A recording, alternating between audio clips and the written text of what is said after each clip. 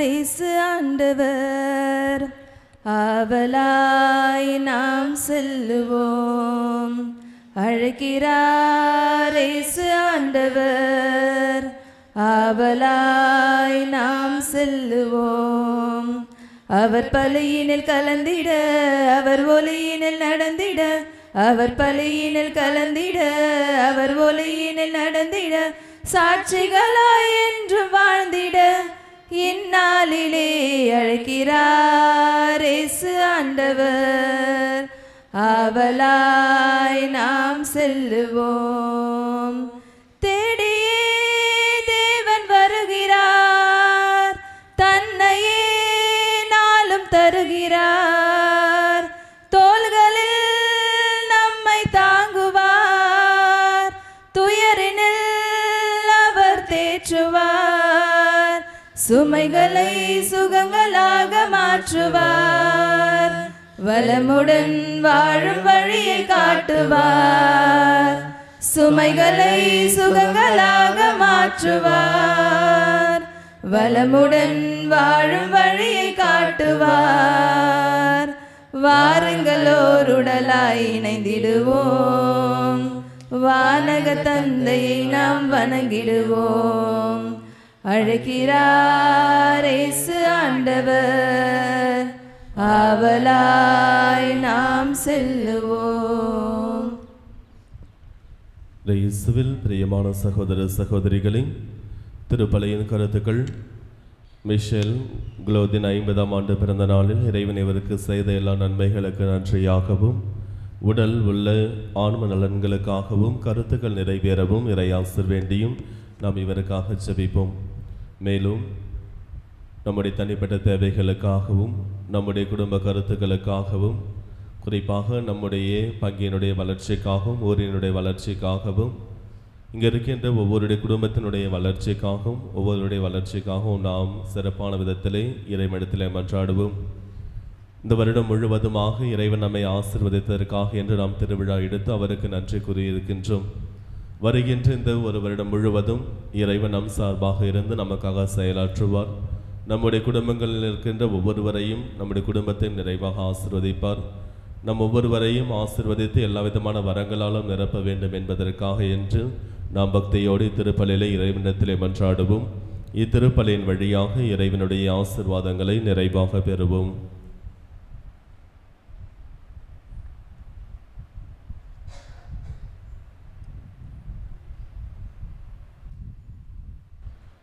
தந்தை மகன் தூய ஆவியாரின் பெயராலே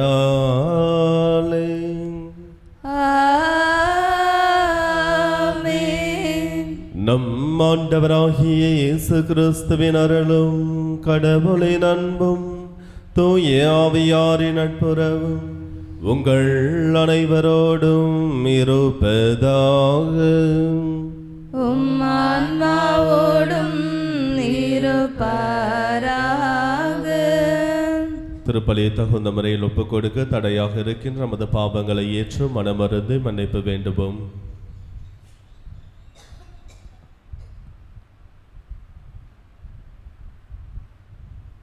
எல்லாம் வல்ல இறைவனிடமும் சகோதர சகோதரிகளே, உங்களிடமும் நான் பாவியை ஏற்றுக்கொள்கிறேன். ஏனெனில் என் சிந்தனையாலும் சொல்லாலும் செயலாலும் கடமையில் தவறியதாலும் பாவங்கள் பல செய்தேன்.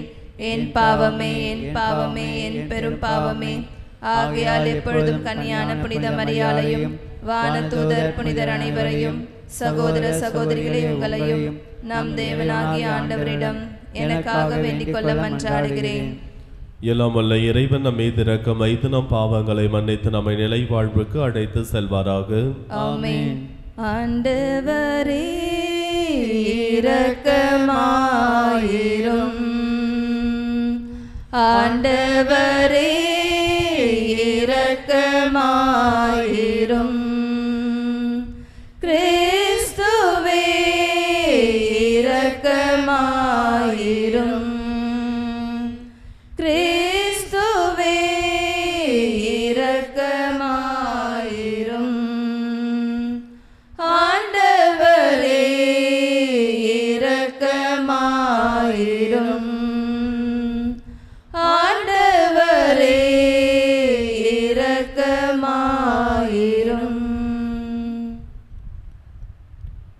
மன்றாடுவோமாக. எல்லாம் வல்ல தந்தையே இறைவா, உண்மையின் வார்த்தையையும் புனிதப்படுத்தும் தூயாவியாரை உலகுக்கு அனுப்பி உமது வியத்தகு மறைபொருளை மானிடருக்கு வெளிப்படுத்தினே. நாங்கள் உண்மையான நம்பிக்கை அறிக்கையிடுவதன் வழியாக என்றும் உள்ள ஒவ்வொரு கடவுளின் மாட்சியை அறிந்து கொள்ளவும் உமது மாண்பின் பேராற்றலில் நீர் ஒருவராக இருக்கின்ற என ஏற்று வழிபடவும் எங்களுக்கு அருள்வீராக. உம்மோடு தூய ஆவியாரின் ஒன்றிப்பில் இறைவனாய் என்றென்றும் வாழ்ந்து ஆட்சி செய்கின்ற எங்கள் ஆண்டவரும் உம் திருமகனுமாகிய இயேசு கிறிஸ்து வழியாக உம்மை மன்றாடுகின்றோம்.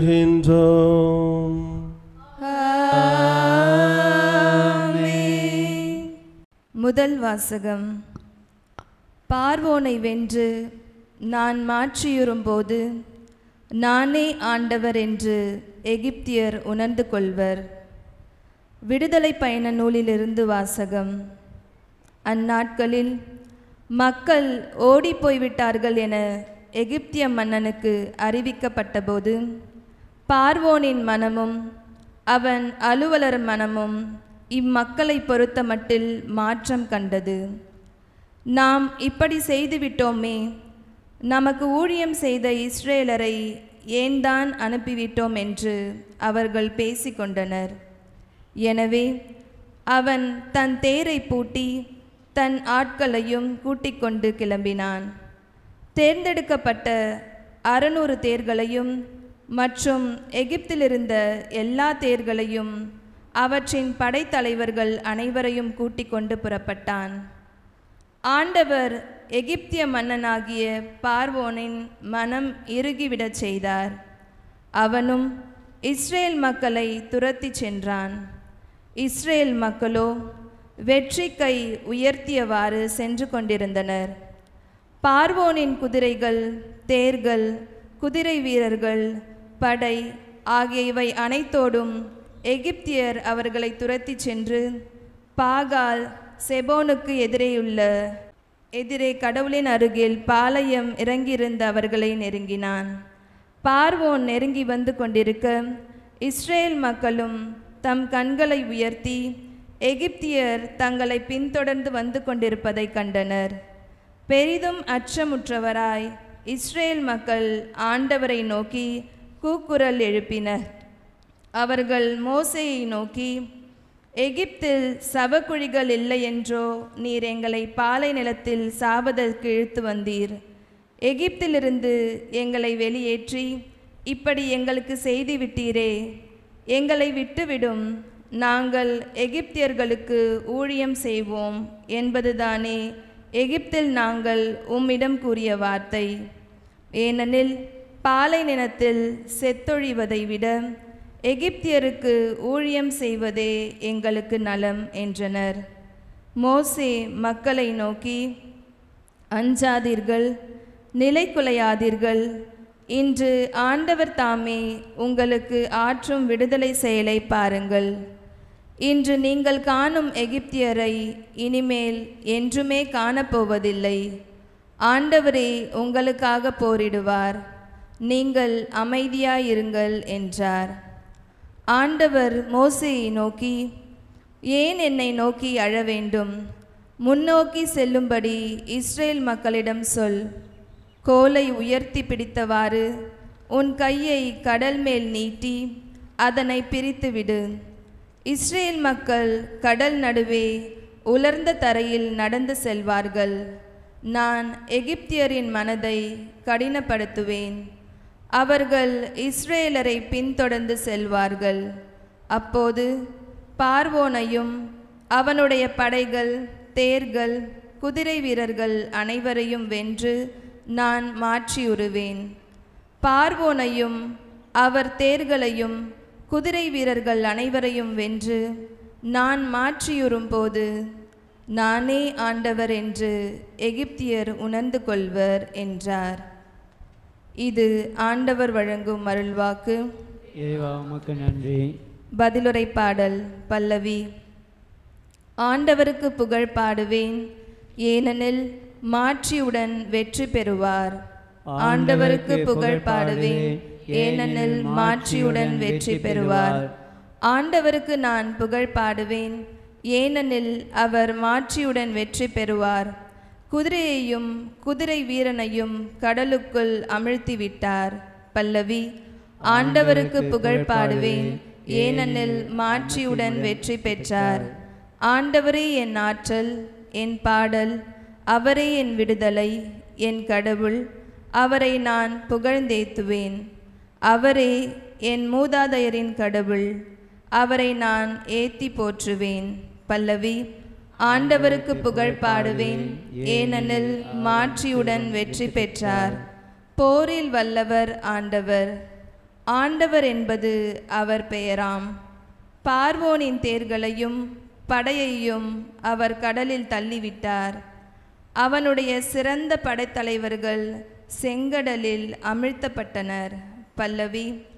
ஆண்டவரை புகழ் பாடுவேன், ஏனெனில் மாட்சியுடன் வெற்றி பெற்றார். ஆழங்களில் அவர் கல்லை போல் மூழ்கி போயினர், ஆழங்கள் அவர்களை மூடிக்கொண்டன. ஆண்டவரே, உம் வலக்கை வலிமையில் மாண்புற்றது. ஆண்டவரே, உமது வலக்கை பகைவரை சிதறடிக்கின்றது. பல்லவி. ஆண்டவருக்கு புகழ் பாடுவேன், ஏனெனில் மாட்சியுடன் வெற்றி பெற்றார்.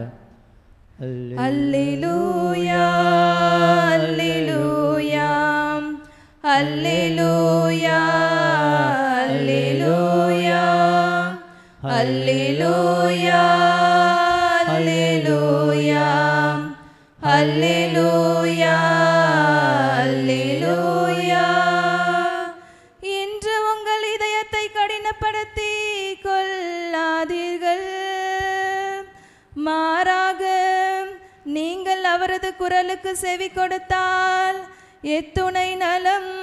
அல்லேலூயா, அல்லேலூயா, அல்லேலூயா, அல்லேலூயா, அல்லேலூயா.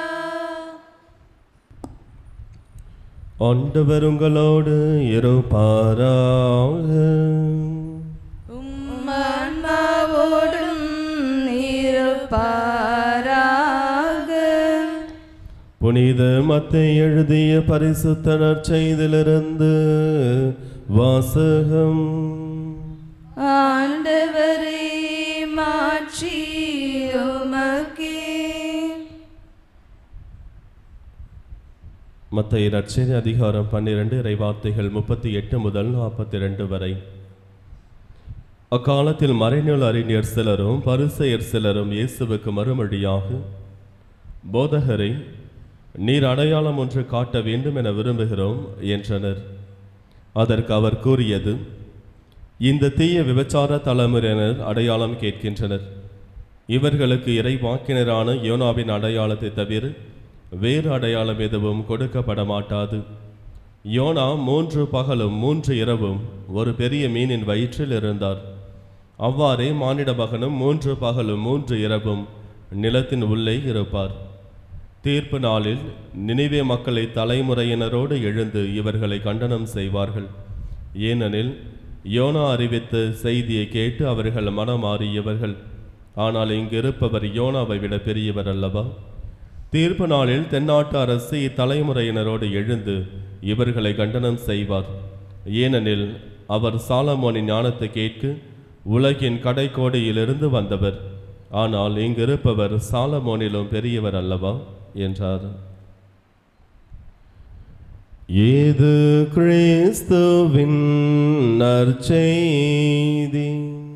கிறிஸ்துவே, உமக்கு புகழ்.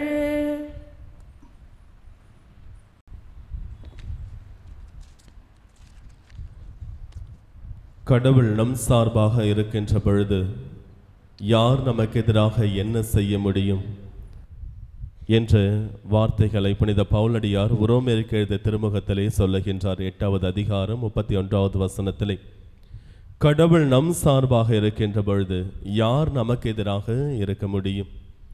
கடவுள் நம்மோடு இருக்கின்றார் என்றால், கடவுள் நம்மை வழிநடத்துகின்றார் என்றால், கடவுள் நம்மை பாதுகாக்கின்றார் என்றால், கடவுள் நமக்கு உதவி செய்கின்றார் என்றால், இவ்வுலகிலே யாராலும் எதுவும் நமக்கு எதிராக செய்ய முடியாது. அதற்கான சிறந்த எடுத்துக்காட்டு தான் இன்றைய முதல் வாசகம். இன்றைய முதல் வாசகத்திலே பார்வோனினுடைய படைகள், பார்வோனும் அவனுடைய படைகளும் இஸ்ராயேல் மக்களை நோக்கி வந்து கொண்டிருக்கின்றன. இஸ்ராயேல் மக்களை மீண்டும் கைதிகளாக அவர்களை பிடித்து எகிப்து நாட்டிற்கு இட்டு செல்ல வேண்டும் என்பதற்காக என்று. அந்த நேரத்திலே இந்த இஸ்ராயேல் மக்கள் எல்லோரும் கூக்குரலிடுகிறார்கள், அழுகிறார்கள், புலம்புகிறார்கள். நாங்கள் இப்பொழுது இந்த எகிப்தியர்களுடைய வாளிலே நாங்கள் மடிய போகின்றோம். நாங்கள் எங்களுடைய அந்த எகிப்து நாட்டிலேயே அடிமைகளாக இருந்திருந்தால் எவ்வளவோ நலம் என்று அங்கே அழுது புலம்புகிறார்கள். ஏனெனில் அவர்கள் தப்பித்து செல்வதற்கு வழியே கிடையாது. அவர்கள் செங்கடலினுடைய அந்த ஓரத்திலே பாளையம் இறங்கி இருக்கிறார்கள், அங்கே தங்கி இருக்கிறார்கள். அவர்கள் அவ்வழியாக செல்ல வேண்டும். ஒருபுறம் செங்கடல் இருக்கின்றது, மறுபுறம் இந்த எகிப்தியருடைய படைகள் வந்து கொண்டிருக்கின்றன. என்ன செய்வதென்று தெரியாமல் அவர்கள் கலங்குகிறார்கள். அப்பொழுது கடவுள் சொல்லுகின்றார், இதோ நான் உங்கள் சார்பாக போரிடப் போகிறேன், நீங்கள் அஞ்சாதீர்கள், பயப்படாதீர்கள், நான் உங்கள் சார்பாக போரிடப் போகிறேன், நீங்க அதை பற்றி கவலைப்பட வேணாம் அப்படின்னு சொல்லி கடவுள் சொல்லுகின்றார். ஆனால் இந்த இஸ்ரேல் மக்கள் புரிந்து கொள்ளவில்லை. ஏனெனில் கடவுள் எப்பொழுதே அவர்கள் சார்பாக போரிட ஆரம்பித்து விட்டார். அவர்கள் அந்த எகிப்து நாட்டிலிருந்து வெளிக்கொண்டு வருவதற்காக என அவர் தன்னுடைய போரை எப்பொழுதோ தொடங்கி விட்டார். எத்தனையோ எகிப்தியர்கள் இறந்தார்கள். ஆனால் இந்த இஸ்ரேல் மக்கள் யாருமே இந்த எகிப்து நாட்டிலிருந்து வெளிவர வேண்டும் என்பதற்காக என்று இறக்கவில்லை. இவர்களை காத்து கொண்டு அவர்களிடத்திலே கடவுள் போரிட்டு கொண்டிருந்தார். இப்பொழுது மீண்டும் ஒரு சூழ்நிலை, மக்கள் புலம்புகிறார்கள். உடனே கடவுள் மோய்ஸ் என்று சொல்றார், இதோ போயிட்டு உன்னுடைய கோலை எடுத்து இந்த கடலின் மீதாக நீ உயர்த்தி பிடி, இந்த கடலை இரண்டாக பிரி, நீ இதன் வழியாக உன்னுடைய மக்கள் அனைவரையும், இதன் வழியாக மக்கள் அனைவரையும் நீ அழைத்து செல்லலாம் என்று கடவுள் மோய்சனுக்கு கட்டளை கொடுக்கின்றார். மோய்சனும் அங்கே செல்கின்றார். சென்று கோலை உயர்த்தி பிடிக்கின்றார். உயர்த்தி பிடித்தவுடனேயே செங்கடலானது இரண்டாக பிரிகின்றது. மக்கள் பாதுகாப்பாக கடலை கடக்கின்றார்கள். இதுதான் நம் கடவுள். நம் கடவுள் நம் சார்பாக இருக்கின்ற பொழுது அரசனாக இருந்தாலும் சரிதான், எவ்வளவு பெரிய மனிதனாக இருந்தாலும் சரிதான், எவ்வளவு பெரிய படையாக இருந்தாலும், ஒரு நாடே நமக்கு எதிராக எதிர்த்து வந்தாலும் இறைவன் நம் சார்பாக நின்று நமக்காக போரிடுகிறார் என்றால் நாம் வெற்றி பெறுவோம். நமக்கு எதிராக யாரும் எதுவும் செய்யவே முடியாது என்பதை தெரிந்து கொள்ளுங்கள். நம்முடைய வாழ்விலும் பல நேரங்களிலே இந்த இஸ்ரேல் மக்களை போன்று நாமும் தவித்து கொண்டிருப்போம். எல்லா பக்கங்களிலிருந்தும் துன்பங்களும் துயரங்களும் பிரச்சனைகளும் வந்து கொண்டே இருந்து கொண்டே இருக்கும். நான் எந்த பக்கம் செல்வது என தெரியாமல் நாம் திக்குமுக்காடி நின்று கொண்டிருப்போம். என்ன செய்ய போகிறோம் என்னுடைய வாழ்விலே, அடுத்தது நான் எதை செய்ய போகிறேன் என்று தெரியாமல் நாம் தவித்து கொண்டிருப்போம். ஒருபுறம் இந்த பார்வோனுடைய படைகள் தாக்க வருவது போன்று நிறைய பேர் தாக்க வந்து கொண்டே இருப்பார்கள். மறுபுறம் அவர்களிடமிருந்து தப்பித்து செல்லலாம் என்று நினைத்தாலும் கூட நமக்கு தப்பித்து செல்வதற்கு வழி இல்லாமல் நாம் தவித்து கொண்டிருப்போம். இப்படி நம்ம எல்லா வகையிலும் நம்மை சூழ்ந்து கொண்டாலும், நம்முடைய எதிரிகள் சூழ்ந்து கொண்டாலும், எல்லோரும் நம்மை தாக்க வேண்டும் என்று வந்தாலும் கடவுள் புதியதாக ஒரு வழியை உருவாக்கி நம் ஒவ்வொருவரையும் காப்பார். அதுதான் நம் கடவுள். எனவே இந்த கடவுள் நம் ஒவ்வொருவரையும் பார்த்து என்று சொல்லுகின்றார், இதோ அஞ்சாதீர்கள், நான் உங்களுக்காக போரிடுகிறேன், நான் உங்களை பாதுகாப்பேன் என்று குறிப்பிடுகின்றார். அதே போன்று எசாயா இறைவாக்கினருக்கும் இதே வார்த்தைகளை சொல்லுகின்றார். 41வது அதிகாரம் 10வது வசனங்களிலிருந்து எடுத்து வாசிச்சிங்க அப்படின்னா எந்த அளவிற்கு கடவுள் நமக்கு நம்பிக்கையூட்டும் வார்த்தைகளை சொல்லுகிறார் என்பதை நீங்கள் தெரிந்து கொள்ளுங்கள். கடவுள் சொல்றாரு, அஞ்சாதே, நான் உன்னோடு இருக்கிறேன், கலங்காதே, நான் உன் கடவுள், நான் உனக்கு வலிமையை தருவேன், நான் உனக்கு உதவியை செய்வேன், நான் உன்னை வெற்றி பெற வைப்பேன். அப்படி தொடர்ந்து சொல்லுவார். உனக்கு எதிராக யார் யாரெல்லாம் எழுகின்றார்களோ அவர்கள் இல்லாமல் போவார்கள்.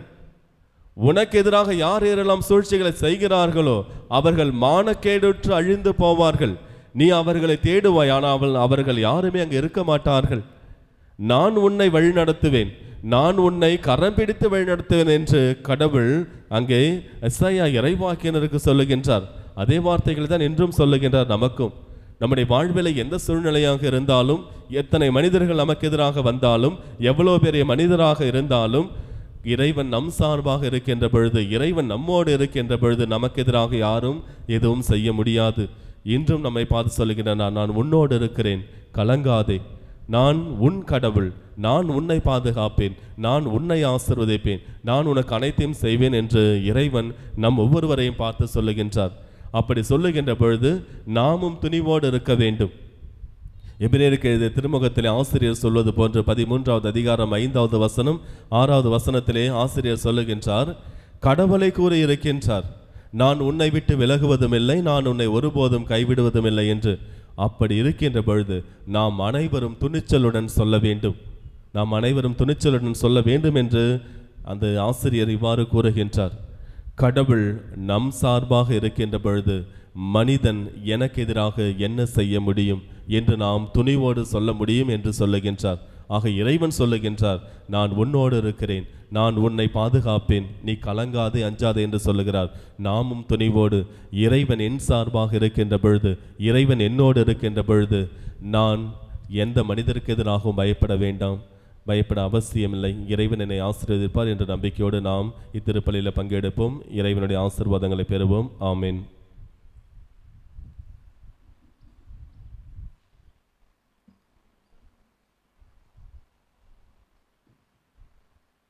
பொன்னும் பொருளும் இல்லை என்னிடத்தில், ஒன்றுமில்லை உன்னிடத்தில் என்னை கொடுத்தேன்.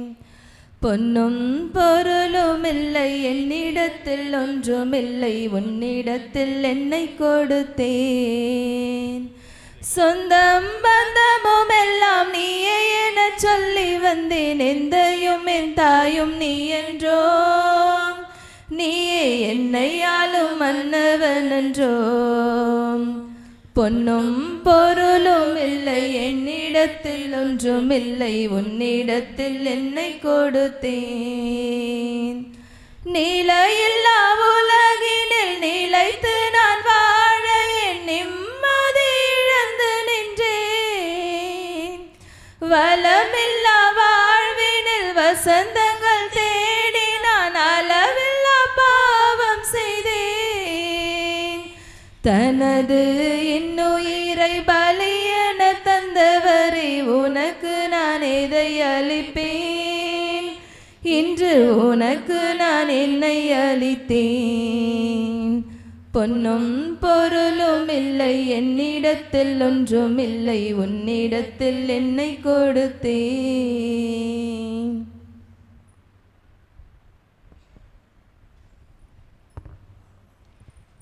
சகோதர சகோதரிகளை, என்னுடையதும் உங்களிடதுமான இப்பலி எல்லாம் அல்ல தந்தையாக இறைவனுக்கு ஏற்றதாகும்படி மன்றாடுங்கள். ஆண்டவர் தம் திருப்பேரின் புகழ்ச்சிக்காகவும் ஆட்சிக்காகவும் நமது நன்மைக்காகவும் புனித திரு அவை அனைத்தின் நலனுக்காகவும் உமது கையிலிருந்து இப்பலி ஏற்றுக்கொள்வாராக. ஆண்டவரே எங்கள் இறைவா, உமது பெயரை மன்றாடி நாங்கள் ஒப்பு கொடுக்கும் எங்கள் பணியினை காணிக்கைகளை தூய்மைப்படுத்தி அருளும்.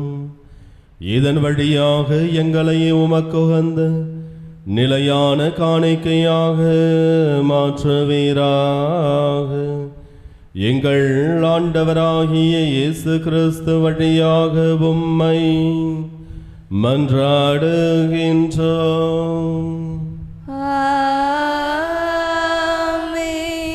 ஆண்டவர் உங்களோடு இருப்பாராக, உம் ஆன்மாவோடும் இருப்பாராக.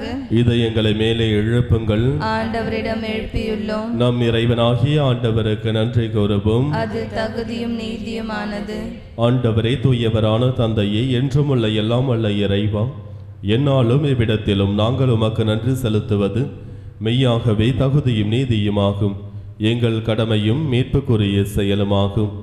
உம்முடைய ஒரே பேரான மகனோடும் தூய ஆவியாரோடும் ஆள்வகையில் ஒருவராய் இராமல் மூவராய் இருந்தாலும் இறைத்தன்மையில் ஒரே கடவுளாகவும் ஒரே ஆண்டவராகவும் நீர் இருக்கின்றீர். ஏனெனில் நீரை வெளிப்படுத்தியதால் உமது மாட்சியை பற்றி நாங்கள் நம்புவதையே உம் மகனை குறித்தும் தூய ஆவியாரை குறித்தும் எத்தகைய வேறுபாடும் என்று நம்புகின்றோம். இவ்வாறு உண்மையான நிலையான கடவுள் தன்மையை நாங்கள் அறிக்கையிடும்போது ஆள்வகையில் தனித்தன்மையையும் இறை இயல்பில் ஒருமையையும் மாண்பில் சமத்துவத்தையும் போற்றுகின்றோம். ஆகவே வானத்துதர்களும் முதன்மை வானத்துதர்களும் கெரூபீன்களும் செராபீன்களும் உம்மை புகழ்ந்து நாள்தோறும் முடிவின்றி ஆர்ப்பரித்து ஒரே குரலாய் பாடுவதாவது: தூயவர் தூயவர் தூயவர் வான்படைகளின் கடவுளாம் ஆண்டவர். விண்ணகமும் மன்னகமும் உமது மாட்சியால் நிறைந்துள்ளன. உன்னதங்களிலே ஓசன்னா, உன்னதங்களிலே ஓசன்னா. ஆண்டவர் பெயரால் வருகிறவர் ஆசி பெற்றவர். உன்னதங்களிலே ஓசன்னா, உன்னதங்களிலே ஓசன்னா. ஆண்டவரே, நீர் மெய்யாகவே தூயவர், தூய்மை அனைத்துக்கும் ஊற்று. ஆகவே உம்முடைய ஆவியை பொழிந்து இக்காணிக்கைகளை தூய்மைப்படுத்த உம்மை தாழ்மையுடன் வேண்டுகின்றோம்.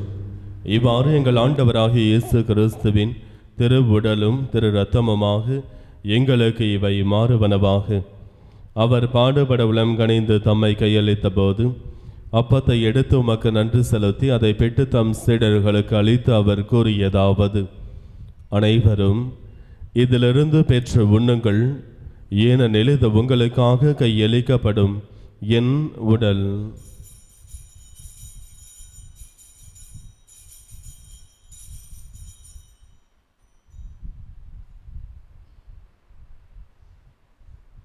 அவர் நம்மை இரவு விருந்தை அருந்திய பின் கிண்ணத்தை எடுத்து மீண்டும் உமக்கு நன்றி கூறி அதை தம் சீடர்களுக்கு அளித்து அவர் கூறியதாவது: அனைவரும் இதிலிருந்து பெற்று பருகுங்கள், ஏனெனில் இது புதிய நிலையான உடன்படிக்கைக்கு உரிய என் இரத்தத்தின் கிண்ணம்.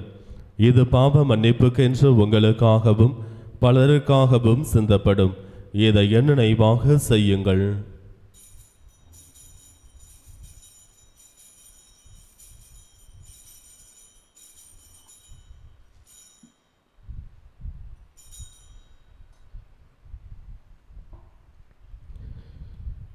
இது நம் நம்பிக்கையின் மறை பொருள். ஆண்டவரே, நாங்கள் இந்த அப்பத்தை உண்டு கிண்ணத்திலிருந்து பருகும் போதெல்லாம் நீர் வருமளவும் உமது இறப்பினை அறிக்கையிட்டு உமது உயிர்ப்பினையும் எடுத்துரைக்கின்றோம். ஆகவே ஆண்டவரே, நாங்கள் கிறிஸ்துவின் இறப்பினையும் உயிர்ப்பினையும் நினைவு கூர்ந்து வாழ்வு தரும் அப்பத்தையும் மீட்பளிக்கும் கிண்ணத்தையும் உமக்கு ஒப்புக் கொடுக்கின்றோம். உம் திருமுன் நின்று உமக்கு ஊழியம் புரிய தகுந்தவர்களை எங்களை ஏற்றுக்கொண்டீர். எனவே உமக்கு நன்றி செலுத்துகின்றோம். மேலும் கிறிஸ்துவின் உடலிலும் இரத்தத்திலும் பங்கு கொள்ளும் எங்களை தூய ஆவியார் ஒன்று சேர்க்க வேண்டும் என உம்மை தாழ்மையுடன் மன்றாடுகின்றோம். ஆண்டவரை, உலகெங்கும் பரவி இருக்கும் அது திரு அவையை நினைவு கூர்ந்தருளும். எங்கள் திரு தந்தை லியோ, எங்கள் ஆயர் பிரான்சிஸ், எல்லா திருநிலையினர் ஆகிய அனைவரோடும் உமது திரு அவை அன்பில் நிறைவு பெற செய்தருளும். உயிர்த்தெழும் எதிர்நோக்குடன் துயில் கொள்ளும் எங்கள் சகோதரர் சகோதரிகளையும் இறந்தோர் அனைவரையும் இரக்கத்துடன் நினைவு கூர்ந்து உமது திருமுக ஒளியினுள் ஏற்றருளும். எங்கள் அனைவர் மீதும் இரக்கமாயிரும். கடவுளின் கன்னித்தாயான புனித மரியா, அவருடைய கணவரான புனித யோசேப்பு, புனித திருத்தூதர்கள், இவ்வுலகிலும் கந்தோராய் வாழ்ந்தோர், புனித அந்தோனியார், புனித பிரான்சிஸ் அலேசியார், மற்ற புனிதர்கள் அனைவருடனும் நாங்கள் நிலைவாழ்வில் பங்கு கொள்ளும் தகுதி பெற்று உம் திருமகன் இயேசு கிறிஸ்து வழியாக உம்மை புகழ்ந்தேத்தும் மரமருள உம்மை மன்றாடுகின்றோம்.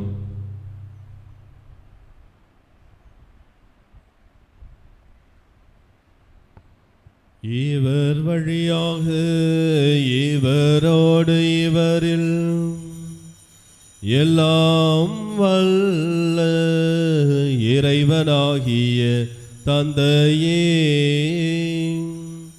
தூய ஆவியாரின் ஒன்றிப்பில் எல்லா புகழும் மாட்சியும் என்றென்றும் உமக்கு உரியதே.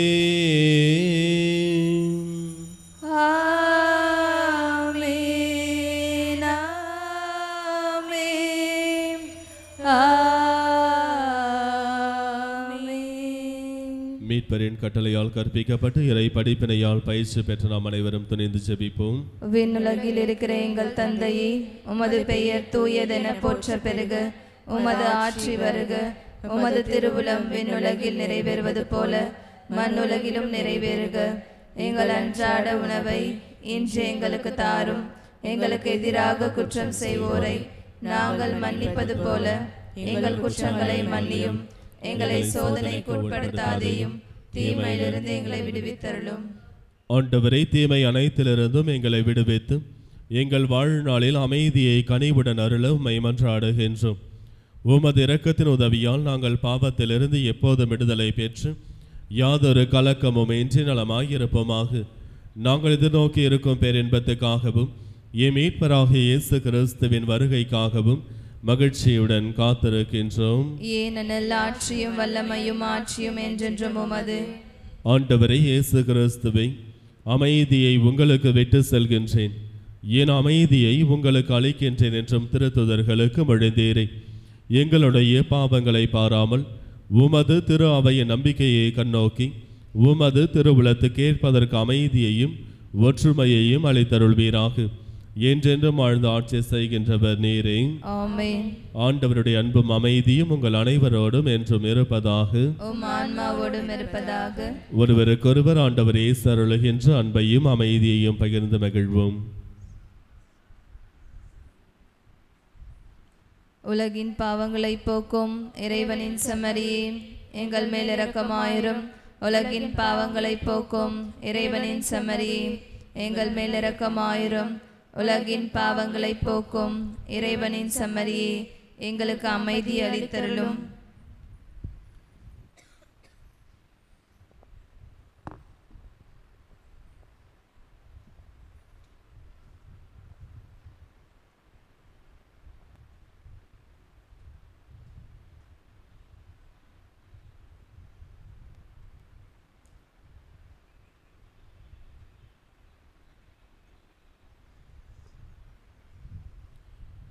இதோ இறைவனின் செம்மறி, இவரை உலகின் பாவங்களை போக்குகின்றவர். நாம் மீட்பு பெற வேண்டும் என்பதற்காக என்று தனது உயிரையும் உடலையும் இரத்தத்தையும் நமக்காக கொடுத்த கடவுள் இதோ அந்த மீட்பை பெற்றுக்கொள்ள என்று இவர் நம் ஒவ்வொருவரையும் அழைத்திருக்கின்றார். இதோ நான் உங்கள் கடவுள், கலங்காதீர்கள், இதோ நான் உங்களோடு இருக்கிறேன் என்று நம் ஒவ்வொருவரையும் சொல்லி இறைவன் என்று அழைத்திருக்கின்றார். இவருடைய அழைப்பை ஏற்று இவருடைய திருவிருந்திலே பங்கு கொள்ள வந்திருக்கின்ற நாம் ஒவ்வொருவரும் பேறு பெற்றோர். ஆண்டவரே, நீர் இல்லத்தில் எழுந்தருளி வர நான் தகுதியற்றவள். ஆனால் ஒரு வார்த்தை மட்டும் சொல்லி அருளும், எனது ஆன்மா நலமடையும்.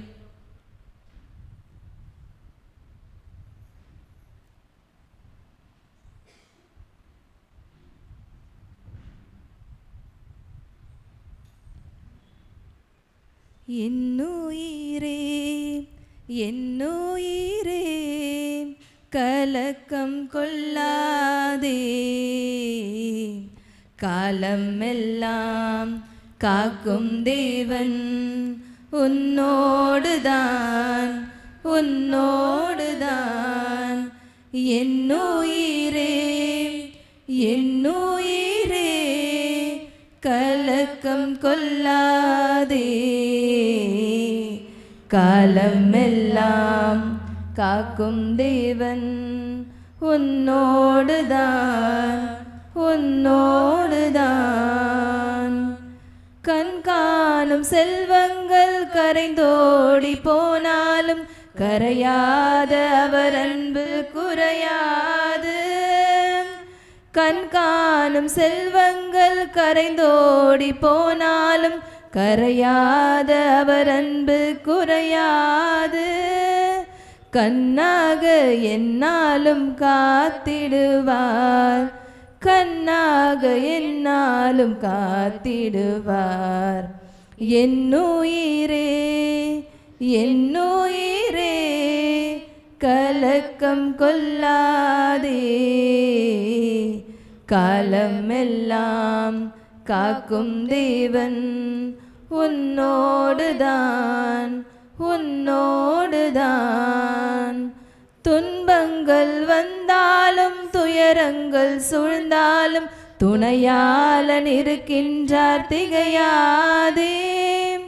துன்பங்கள் வந்தாலும் சூழ்ந்தாலும் துணையாளன் இருக்கின்றார் திகையாதே. தோள் மீது உனை தாங்கி நடத்திடுவார், தோள் மீது உனை தாங்கி நடத்திடுவார். என்னுயிரே என்னுயிரே கலக்கம் கொள்ளாதே, காலமெல்லாம் காக்கும் தேவன் உன்னோடுதான் உன்னோடுதான். ஒரு கோடி பாடல்கள் நான் பாடுவேன், அதை பாமாலையாக நான் சூடுவேன். ஒரு கோடி பாடல்கள் நான் பாடுவேன், அதை பாமாலையாக நான் சூடுவேன்.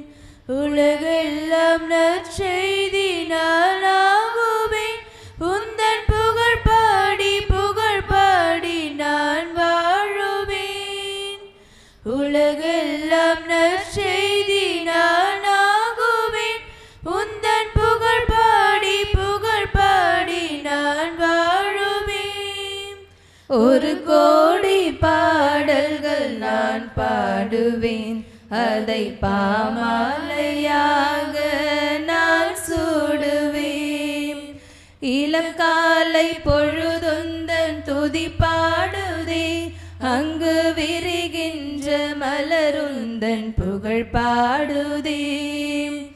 இளங்காலை பொழுதுந்தன் துதி பாடுதே, அங்கு விரிகின்ற மலருந்தன் புகழ் பாடுதே.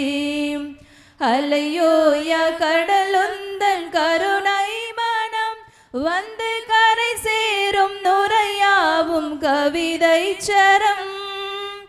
அலையோயா கடலுந்தன் கருணை மனம் வந்து கரை சேரும் நுரையாவும் கவிதை சரம்.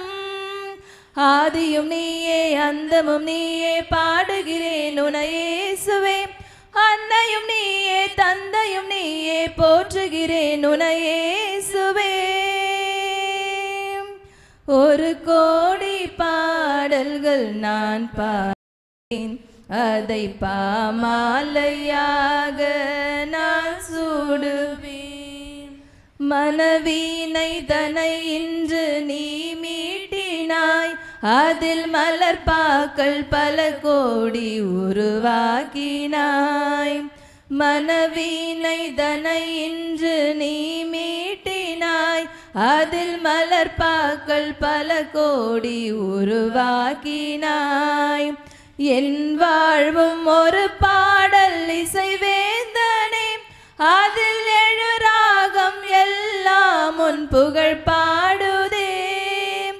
என் வாழ்வும் ஒரு பாடல் இசைவேந்தனே, அதில் எழு ராகம் எல்லாம் உன் புகழ் பாடுதே. ஆதியும் நீயே அந்தமும் நீயே பாடுகிறேன் உனையேசுவே, அன்னையும் நீயே தந்தையும் நீயே போற்றுகிறேன் உனையேசுவே. ஒரு கோடி பாடல்கள் நான் பாடுவேன், அதை பாமாலையாக நான் சூடுவேன். இயேசுவில் பிரியமான சகோதர சகோதரிகளை, நம்முடைய ஊர் திருவிழாவானது மிக விமரிசையாக சேரும் சிறப்புமாக நடைபெற்றிருக்கின்றது. எனவே உழைத்த உங்கள் ஒவ்வொருவருக்கும் என்னுடைய மனமார்ந்த நன்றியும் வாழ்த்துக்களையும் ஜெபங்களையும் தெரிவித்துக் கொள்கிறேன். வாழ்த்துக்கள். திருப்பலி முடிந்த பிறகு திருக்கொடியானது இறக்கப்படும். அந்த நிகழ்விலே பக்தியோடு பங்கெடுக்குமாறு அன்போடு கேட்டுக்கொள்ளப்படுகிறீர்கள். நன்றியுடன் மன்றாடுவோமாக. ஆண்டவரே எங்கள் இறைவா, நாங்கள் நிலையான தூய ஒவ்வொரு கடவுள் தன்மையையும் பாகுபாடற்ற ஒருமையையும் அறிக்கையிடுகின்றோம். அதனால் நாங்கள் உட்கொண்ட இத்திருவுணவு எங்களுக்கு உடல் உள்ள நலனை அளிப்பதாக. எங்கள் ஆண்டவராகிய இயேசு கிறிஸ்து வழியாக உம்மை மன்றாடுகின்றோம். ஆமென். ஆண்டவர் உங்களோடு இருப்பாராக. உம் ஆன்மாவோடும் இருப்பாராக.